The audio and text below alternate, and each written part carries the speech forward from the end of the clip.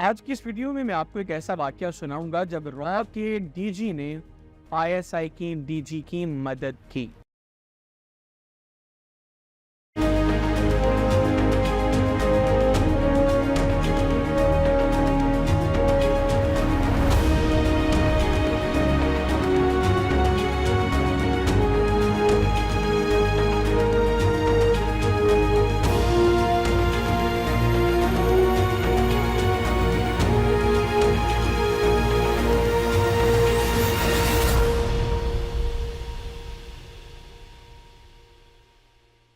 बिस्मिल्लाहिर्रहमानिर्रहीम। अस्सलाम वालेकुम व्यूअर्स, मैं हूं हैदर हयात खान।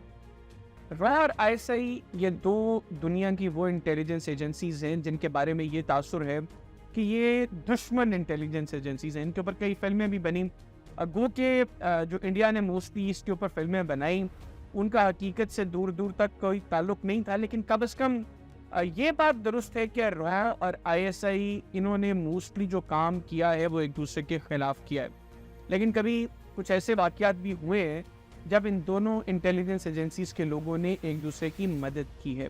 और आज की इस वीडियो में मैं आपको एक ऐसा ही वाक़या सुनाऊंगा जब एक फॉर्मर डीजी रॉ ने डीजी आईएसआई की मदद की। जी हाँ, वाक़या कुछ यूँ है जनाब कि former DG ISI lieutenant general retired Asad Durrani साहब, इनकी मदद की गई फॉर्मर डीजी रॉ अमरजीत सिंह दौलत की जानिब से। हुआ यूँ कि जनरल असद दुरानी साहब के बेटे काफ़ी अरसे से जर्मनी में मुकीम हैं और जर्मन नेशनल भी हैं, लेकिन उन्होंने पाकिस्तानी पासपोर्ट सरेंडर नहीं किया, यानी वो डुअल नेशनल हैं। और उन्होंने कंपनी बनाई जर्मनी में, उसके वो को फाउंडर थे और उसका एक ऑफिस भारत में भी बनाया गया। और जो इंडिया ऑफिस था वो भारत के शहर कोची में बना और वहाँ पे अपने ऑफिस में रिक्रूटमेंट के लिए जनरल असद दुरानी के बेटे उस्मान गए और उन्होंने पाकिस्तानी पासपोर्ट का इस्तेमाल किया भारत जाने के लिए। और भारत में जब कोई भी पाकिस्तानी जाता है तो उसको पूरे मुल्क का वीज़ा नहीं दिया जाता, कुछ शहरों तक वो वीज़ा होता है। आपने अगर 2-3 शहर विजिट करने हैं और आपको इंडियन वीज़ा मिले तो आपको उन्हीं 2-3 शहरों का वीज़ा मिलता है, आप उसके अलावा किसी दूसरे शहर में नहीं जा सकते।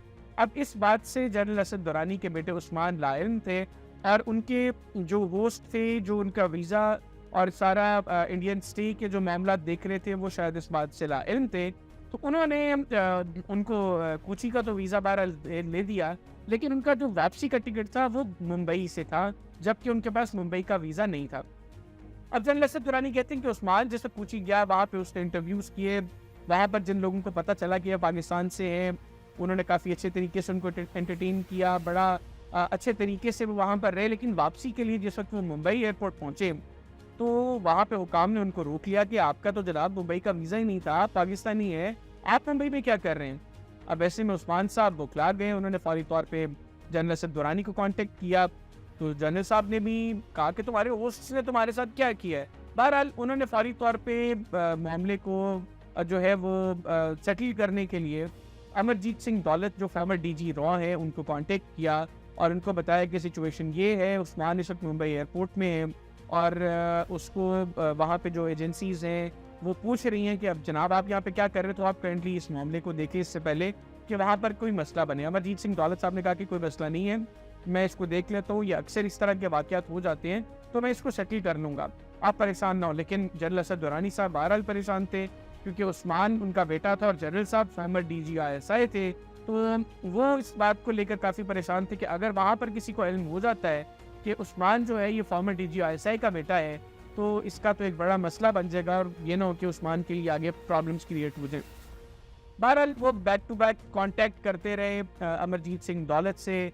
अमरजीत सिंह दौलत ने भी आगे कोशिश की और फाइनली फिर अमरजीत सिंह दौलत जो है वो थोड़ा सा को रास्ता बनाने में कामयाब हुए। उस्मान साहब ने मुंबई से एक टिकट करवाया। जब अथॉरिटीज़ ने उनको बुलाया कि भाई अगर ठीक है तुमने मुंबई से वापस जाना है, तुम्हारे पास वीज़ा नहीं है, तो कम से कम तुम्हारे पास टिकट तो होगा, तो उन्होंने वहाँ भी बैठे बैठे फौरी तौर पर टिकट करवाया।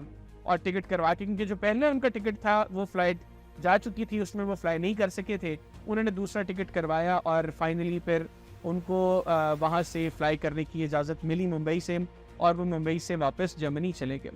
तो इसके बाद फिर जनरल असद दुरानी साहब ने जो फॉर्मर डीजी रॉ है अमरजीत सिंह दौलत, उनका शुक्रिया भी अदा। ये वाक़या जो है ये इस किताब में लिखा हुआ है, spy chronicles raw ISI and the illusion of peace. ये किताब है जिसको लिखा है अमरजीत सिंह दौलत ने, जो फॉर्मर डीजी रॉ है, जनरल असद दुरानी जो फॉर्मर डीजी आईएसआई हैं, और आदित्य सिन्हा, इन तीनों ने मिलकर ये किताब लिखी है। किताब काफ़ी इंटरेस्टिंग है।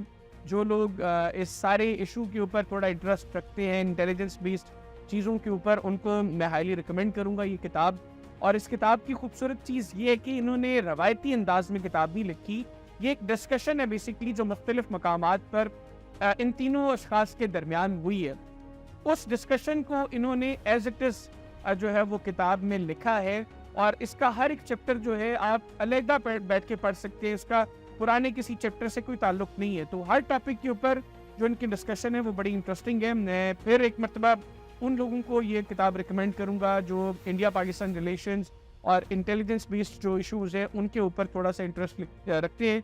ये spy chronicles raw ISI and the illusion of peace ये किताब का नाम है, और इसमें ये वाक़या भी लिखा हुआ है जो वाक़या आज की इस वीडियो में मैंने आपको सुनाया। उम्मीद करता हूँ कि आपको ये वीडियो पसंद आई होगी। अपना फीडबैक हमें कमेंट सेक्शन में ज़रूर दीजिएगा। इजाज़त दीजिए। अल्लाह हाफ़िज़। पाकिस्तान जिंदाबाद।